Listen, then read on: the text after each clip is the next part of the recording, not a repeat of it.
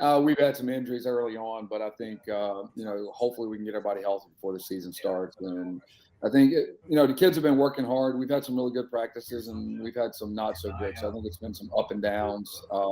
Definitely been trending the right way in the last couple. Probably the last 2 or 3 practices, we're starting to see flashes of what we wanted to see and what we thought we could see. And Jen and Colby are looking better than they have at any time that I've been here over the last week, and we're starting to get some really good play from Imani, and Mimi's picking up too. So I think one of the big things for us is we got to get our post players healthy. We get them healthy, we got a chance to compete at a pretty good level with the guards that we have. John Schofield, you're on deck. What do you got? Hey, Coach, John Schofield with Sing Second Sports. I was wondering if you could just introduce us to some of the new faces that came in this year. You already brought in some incredible athleticism last year with a Schofield. I mean, that's just a known commodity of athletic ability. But walk us through a little bit of who we're going to see this year from the incoming class, what their strengths are, and how much you think they can contribute. I think the biggest thing, John, right now, we're bringing in. We're bringing in 2. We did end up having a walk-on tryout, and we did bring Daryl Lankford back, who had been with the team in her first 2 years. Last year, we did not have tryouts for potential walk-ons or anything like that. She came back in, and Daryl is extremely athletic. She's a senior. She's brought a lot of confidence to the team. She may be the most athletic player on our team. So I think her ability to run the floor, her ability to help us in the post, her ability to rebound is really going to be something that I think could eventually help us down the road. I think she's got a big learning curve to come back. Savannah Lewis is a 6'1", kind of 3-4 player hybrid out of New Mexico. Has been showing some really good skill work and things like that. She shows glimpses, of some really good things from someone that she can get out on the floor. She can run. She passes the ball. She has some just natural instincts that potentially could help us. I will say they haven't played in 2 years. And I will tell you this, I'm not sure how much they're going to play. It's going to come down to how much that she can absorb. Chris Argikesi's a big, strong guard. May have to play a little bit of the 4 depending on our depth. She's really shot the ball well. And I think with having Jen and Colby and Imani with their ability to be able to get into the lane, that can lend itself to being able to help us. If you look at the really athletic Schofield that hit 4 threes in the game against Lafayette, maybe she can come in and do some of that. But I do think they've got a huge learning curve. So I really don't know what the impact's going to be because, quite honestly, the high school kids coming in have been out for 18 months. With COVID and things like that, they didn't get a big opportunity to play. So it's been a big learning curve for them. Thanks, Coach. Mitchell. There's the unmute button. Hey, how you doing, Coach? Hey, Mitch, how are you? Good. I was just, kind of looking at your schedule a little bit, and I think you only leave the state of Maryland twice in your non-conference slate.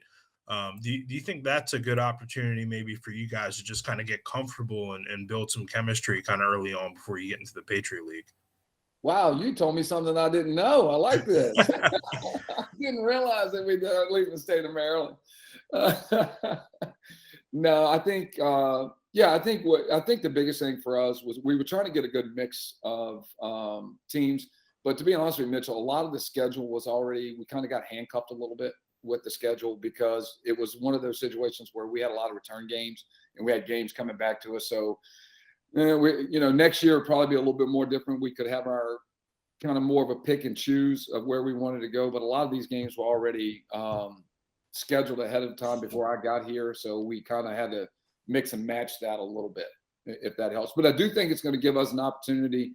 And part of it is when we were doing a lot of the scheduling, we didn't know what COVID was going to bring us, in a lot of ways, as far as traveling and things like that. Typically we play Air Force and we owe them a trip out there. But when you're trying to schedule that last year and we had no idea what was going on. So really we try to stay very regional within 3 to 4 hours of any extra games that we picked up. And a lot of that was due to the pandemic in more cases, in case we had to travel. And not if we couldn't fly, then that was going to be a problem. It sounds like from most coaches I've talked to that this past off season was a lot more normal than the 2020 summer. Right. Was that the same case for you guys there at Navy, and how beneficial was it to have sort of a real off season? I think, to be honest with Mitch, I think that was huge for us because I think when I got there, we didn't really have, we didn't have the summer, and we really didn't get to work as much in August with our kids because we didn't get there till June of last year. So we were able to have them the entire, spring, summer when they came in, and this fall. And I think we're reaping the benefits of that.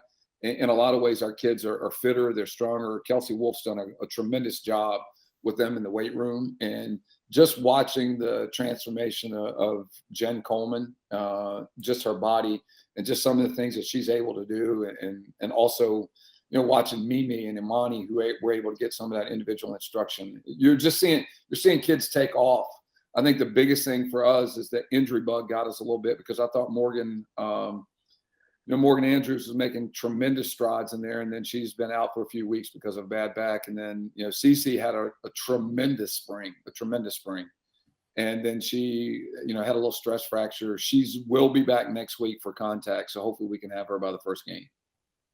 You mentioned Jen a little bit there, Jen Coleman. What can we expect out of her this year? I think she led you guys in scoring and rebounding last year. So is that kind of par for the course?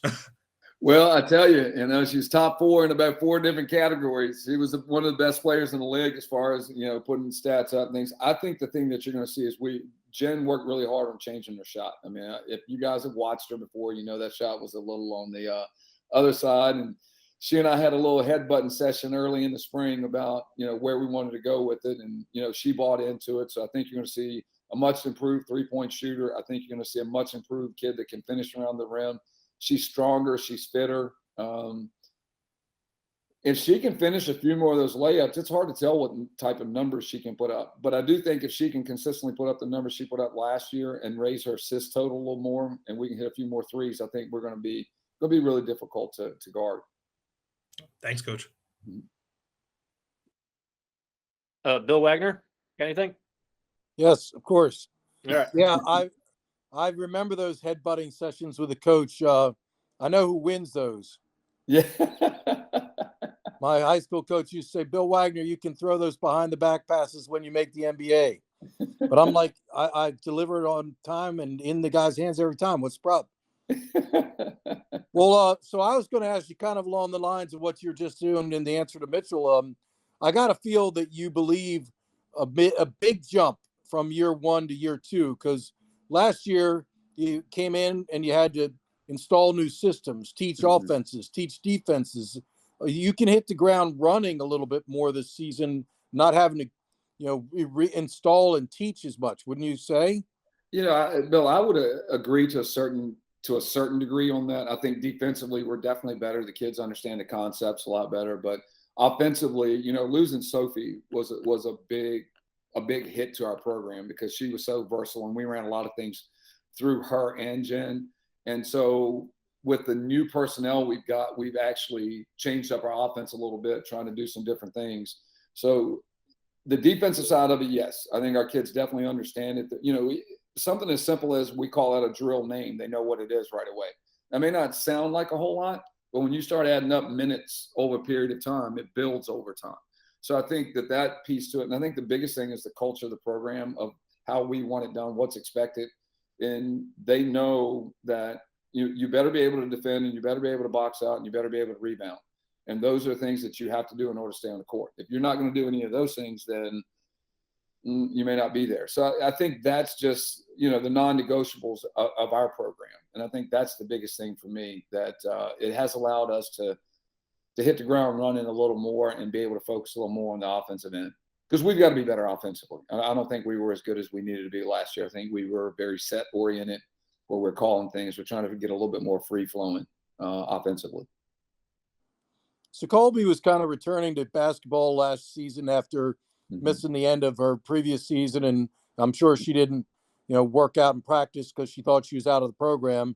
But I got to figure that Colby is much improved. You expect more out of Colby? Yeah, Colby and Jen are on a different level than they were last year. They're much better. They understand what we want from them. They, it's one of those things. Here's the example I can give both of you. All of you, excuse me. But Jen was standing on the sideline and we were running a play and she goes, "Well, coach," I said, "Yes."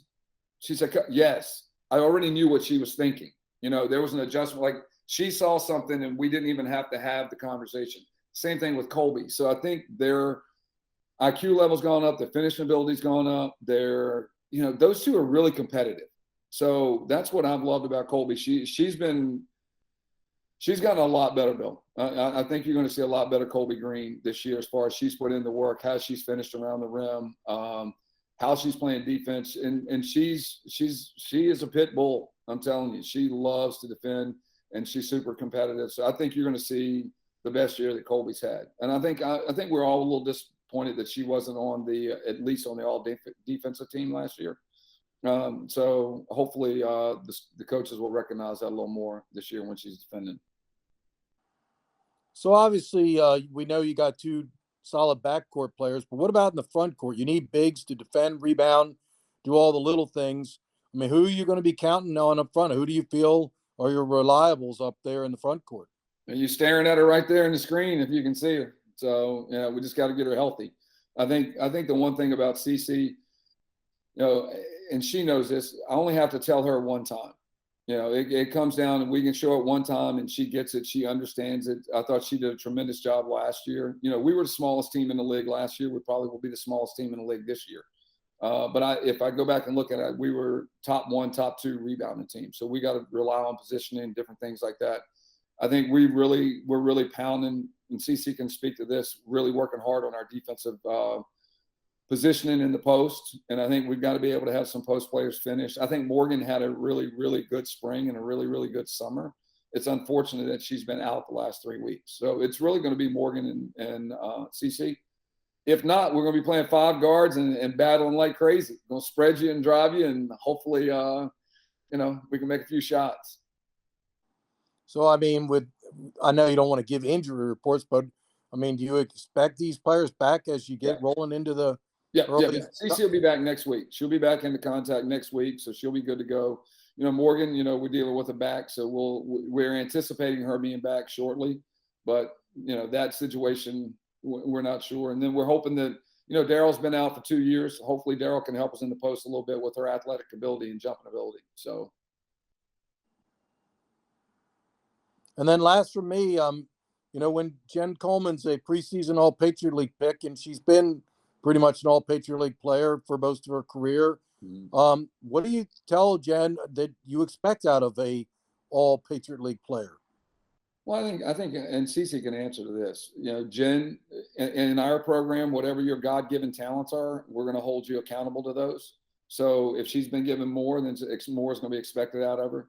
I think the biggest thing, Jen, and I've had conversations about, is becoming a more consistent three-point shooter, becoming a more consistent finisher around the rim.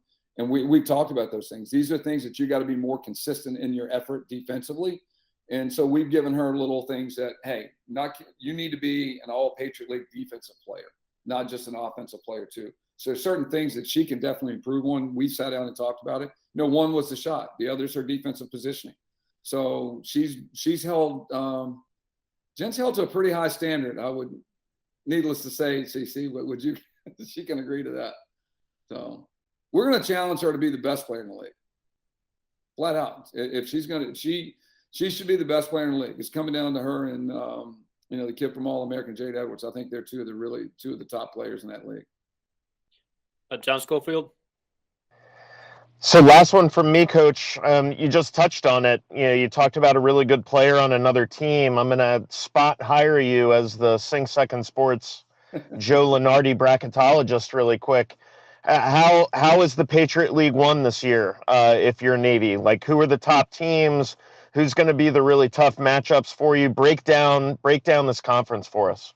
Well, I tell you, unfortunately, I didn't get to see Bucknell or Boston or Holy Cross in person last year, or even Lehigh for that matter. I think, everybody's got Lehigh as the preseason favorite. They won the conference last year. They got everybody back. That's a team that really spreads the floor, shoots it really well. They brought in one or two really good players. So I think they're the preseason favorite. Boston, I didn't get to see, but they finished second last year. and they've got some size. They've got some people returning. I think they're very much a different team. They got a brand new coach, so we don't know how they're going to play. Marissa moved on to Wisconsin, and then you've got Bucknell, who's been, they've been the Taj Mahal. And so everybody was chasing for the last 3 years. I think the biggest thing is they've lost 3 top players. So how does that respond? How does Taylor O'Brien and those guys carry them? So I think that's a big one. I tell you, the team that I think is really, really talented that a lot of people are maybe sleeping on is American. I think they're tough. I think defensively they're well coached.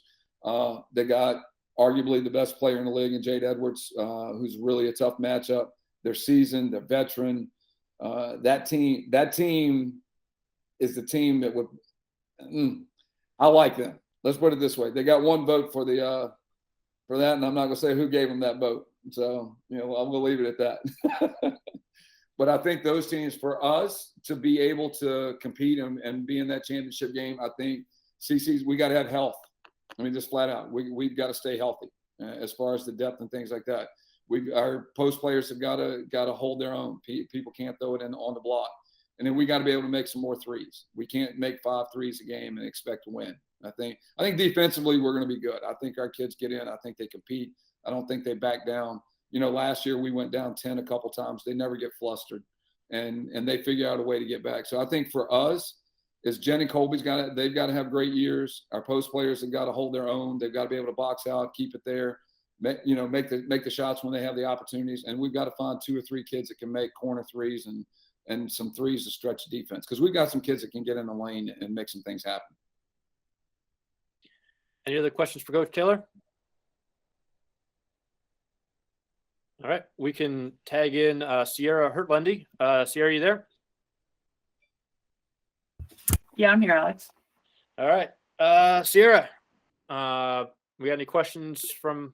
All right, John Schofield, you can start with you. I think you're muted. Hey, thanks for that. I mean, come on, I'm the one who should be teaching you that. So John Schofield with the Sing Second Sports Podcast. Really appreciate you joining us here. So walk me through before we get to basketball. It's almost November, and November means envelopes coming your way that tell you what you're doing once the season is over and you're commissioned. Before I ask you a basketball question, what are you hoping that envelope says? So I put in service warfare for my service assignment preference. So fingers crossed we find out November 18th, the day after my birthday. So happy late birthday to me. But yeah, I'm excited to see what's happening. Well, Ciera, I'll tell you from personal experience, there's nothing wrong with being a good surface warfare officer. So walk me through what your goals are. When you found out that you were elected the captain, that you were going to lead this team, I'm sure that, based on your training, you probably wrote down some goals, some objectives, what your strategy would be to achieve those. What were those goals, and how are you going to go about having a successful season? Yeah, so I think just first and foremost, we want to win. That's every team wants to win. And we're looking not just to win, but we're looking long-term, like Patriot League champions. And I think that just comes with us showing up focused every day for practice, holding each other accountable to get better every day for practice. And I think that's something that we started to get a little better at. We started to come up with like individual goals every day for practice to get better at just little things here and there. And I think ever since we've done that, we've seen a bit of improvement in practice, and just like doing it together as a team, not being individuals on the court. I'm big on, having that camaraderie both on and off the court. Yeah. Mitchell. Hi, Ciera. Yeah, thanks for doing this. I was just kind of curious. I asked Coach, sort of the same question about, in 2020, you really didn't have a real off season. This summer, you kind of did. What do you think your team was able to kind of make a lot of strides during that period? Having that time back to have a real off season to work on stuff. Yeah, I think it was huge for us, both individually and as a team. We did a lot of individual player development, working with people in their specific positions, and having that amount of individual coach time was just huge for us. I think everyone really put out in the off season, and then we would see it when we would play pickup together, on 1 or 2 times a week. So I definitely think that was very helpful, and for, like I said, not only as individuals but as a team coming together. What you said you did a lot of individual stuff. What kind of what did you work on in your game? What did you try to improve on?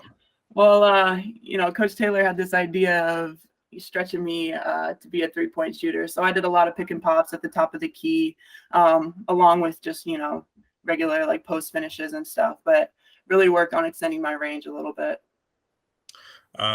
Coach Taylor talked a lot about Colby and Jen and how they look like different players and how we can expect a lot from them this year. What do you think?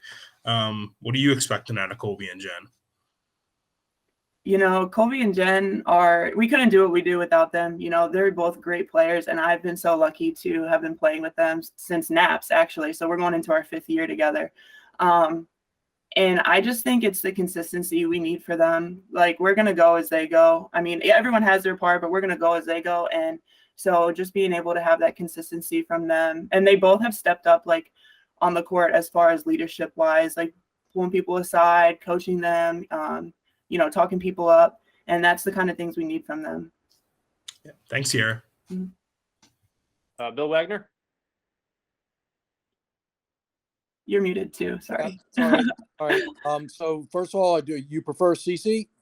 Either or. I don't have a preference. Okay.